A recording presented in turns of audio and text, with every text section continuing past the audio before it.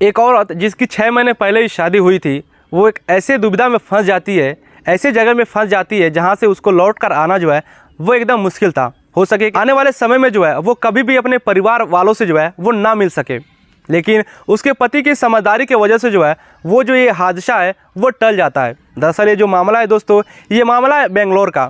बेंगलोर में एक परिवार आता था जिसका जो मेन मुखिया था वो एक मल्टीपल कंपनी में जो है वो काम करता था। काम करते समय जो है कंपनी उसको ऑफ़र करती है कि आप जो है वो मुंबई जाइए और मुंबई में कंपनी का कुछ काम है उसको आप कर आइए।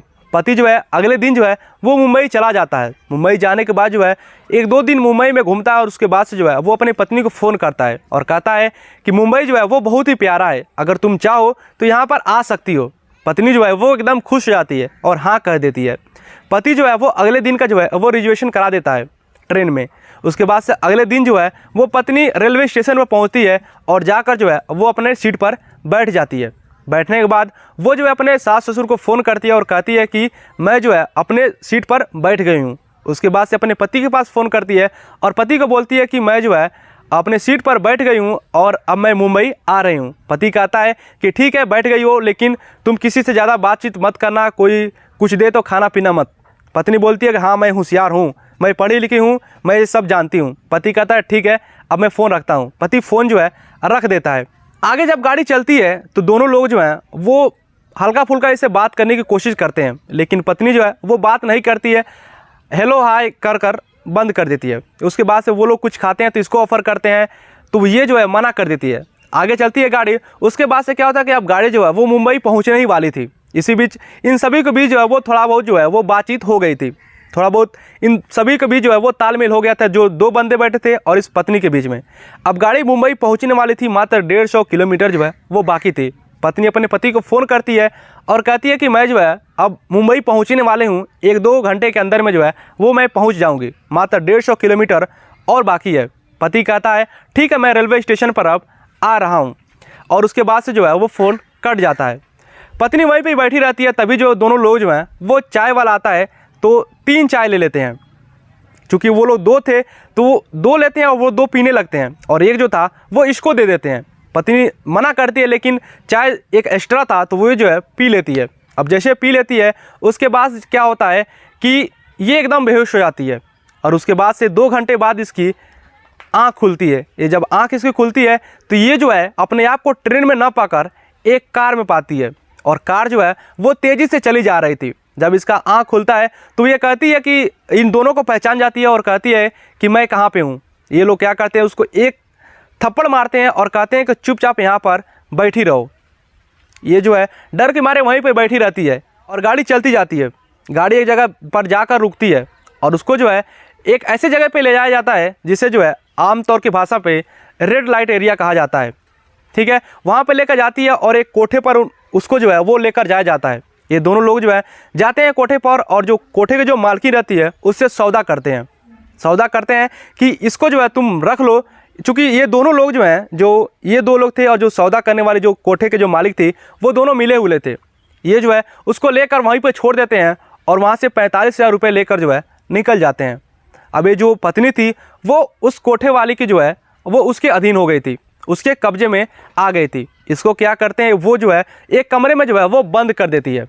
बंद करने के बाद दोस्तों ये रोती है, चिल्लाती है, लेकिन उससे जो है वो कोई फ़ायदा नहीं रहता है। वहाँ पर और भी कई सारी लड़कियाँ जो है वो रहती हैं, लेकिन इसको जो है एक अलग कमरे में जो है वो बंद कर दिया जाता है। उस दिन जब पति जो है वो रेलवे स्टेशन पर जाता है तो देखता है कि ट्रेन का जो डिब्बा है वो खाली है, यानी कि जो सीट पर है उस पर कोई नहीं है। पूरा एकदम जांच पड़ताल करता है और पूरा जो रेलवे है उस पर चारों तरफ CCTV कैमरे सब चीज़ की जांच होती है, लेकिन कोई भी फ़ायदा नहीं होता है।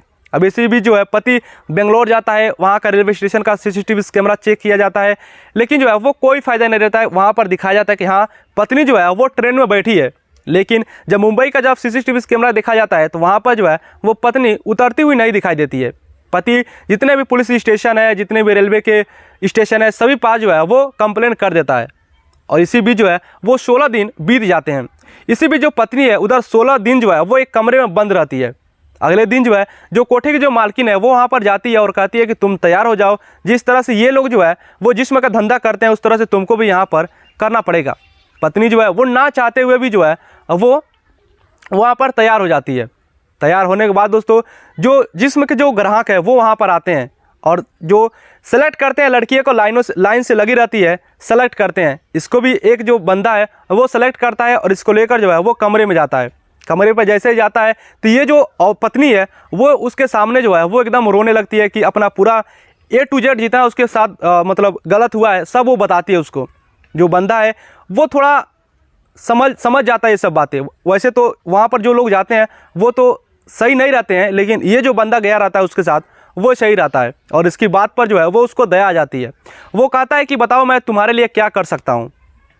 तो वो कहती है कि तुम जो है वो कुछ नहीं कर सकते, सिर्फ अपना फ़ोन दे दो, मैं अपने पति से जो है वो बात करना चाहता हूँ। इसी बीच जो है पति जो है वो कई दिनों से जो है वो इंतज़ार कर रहा था कि कहीं से फ़ोन आए या फिर मतलब किसी भी प्रकार का पुलिस स्टेशन या फिर पत्नी फ़ोन करे, लेकिन कोई फ़ोन नहीं आता है। अचानक क्या होता है कि उस दिन जो है वो उस ग्राहक जो जिस्म फरोशी का जो धंधा करता था, उस जो ग्राहक था उसके फ़ोन से जो है वो उसके पति के पास कॉल जाती है। पति उठाता है तो पत्नी बोलती है कि मैं बोल रही हूँ। जब ये बात पति सुनता है तो वो एकदम सन्न रह जाता है और पूछता है कि तुम कहाँ पे हो। लेकिन पत्नी जो है कुछ नहीं पता था कि वो कहाँ पे है, किस एरिया में है। तो वहीं पर जो है जो वहाँ पर जो पत्नी के पास जो बंदा था जो वहाँ पे गया था वो बताता है कि ये जो है इस एरिया में है, इस जगह पे है। उसके बाद से वो बंदा वहाँ से चला जाता है। अब ये जो पति था वो सोचता है कि मैं क्या करूँ, पुलिस को बताऊँ या फिर क्या करूँ। ये सोचता है कि अगर पुलिस को बताऊँगा तो हो सके कहीं पुलिस वहाँ पर जाए छापामारी करे, तो हो सके कहीं पत्नी को जो है वो कहीं दूसरे जगह जो है वो शिफ्ट कर दें। अब पति क्या करता है कि खुद उस एरिया में जाता है, रेड लाइट एरिया में, और वहाँ पे जाता है। और जैसे ही वहाँ पे जाता है तो सबसे पहले जो है वो उसी कोठे में जाता है जिस कोठे का पता जो है वो बंदा बताया था और जिस कोठे में उसकी पत्नी कैद थी। वहाँ पर जब जाता है तो जितने भी वहाँ पर औरतें थी सबको दिखाता है, लेकिन जो है सबको सेलेक्ट नहीं करता है। अंत में जो कोठे की जो मालकिन है उसको क्या पता था, वो कहती है कि जो नई बंदी आई है उसको लेकर आओ। जैसे ही ये देखता है तो ये भी एकदम आश्चर्यचकित हो जाता है और कहता है हाँ मैं इसी को अपने साथ ले जाऊंगा। ये क्या करता है पति अपनी ही पत्नी को लेकर कमरे में जाता है और जब कमरे में जाता है इसकी पत्नी इसको देखकर जो है एकदम रोने लगती है, ये भी रोने लगता है। अब यहाँ पर मामला ये था कि हम किस तरह से जो है वो यहाँ से निकलें। अगर लेकर जाता है तो हो सके कहीं इसको मार दिया जाए या फिर और भी कोई गलत काम हो सकता था। ये यहाँ पर दिमाग लगाता है और क्या करता है कि वहीं से जो है कमरे के अंदर से, उस कोठे के अंदर से जो है फ़ोन करता है पुलिस को और अपना पूरा एड्रेस जो है वो बताता है और A to Z ये भी जितनी भी कहानी है वो सभी बताता है। इससे पहले दोस्तों ये जो किडनैपिंग का जो ये मामला था इसकी पत्नी का, वो ऑलरेडी जो है वो पुलिस स्टेशन में दर्ज था। वो जो पुलिस स्टेशन में फ़ोन करता है वहाँ की जो पुलिस है वो यहाँ पर भारी मात्रा में जो है वो वहाँ पर आती है कोठे पर। चारों तरफ से जो है वो पूरे रेड लाइट एरिया को जो है वो घेर लेती है। घेरने के बाद दोस्तों हर एक कमरा चेक किया जाता है। एक कमरे में जो है ये दोनों पति पत्नी जो है वो वहीं पर बैठे थे और जितने भी कोठे की मालकिन थी सभी लोगों को जो है वो पकड़ लिया जाता है। सिर्फ वहीं पर उसकी पत्नी नहीं, जितने भी और भी लड़कियां वहाँ पर कैद थी सबको जो है पुलिस रिहा करती है और इसको जो है जो कोठे की जो मालकिन है उसको पकड़ती है। जब इसको पकड़ती है तो और भी 2-3 लोग पकड़ाते हैं और साथ में जो दो लोग रेलवे स्टेशन से इसको पकड़े थे उन लोगों को भी पुलिस पकड़ लेती है कोठे की मालकिन के माध्यम से और इन सभी लोगों को जो है वो जेल में भेज देती है। अब दोस्तों ये जो कहानी है वो आपको एकदम फिल्मी लग रहा होगा, लेकिन ये कहानी जो है वो फिल्मी नहीं है।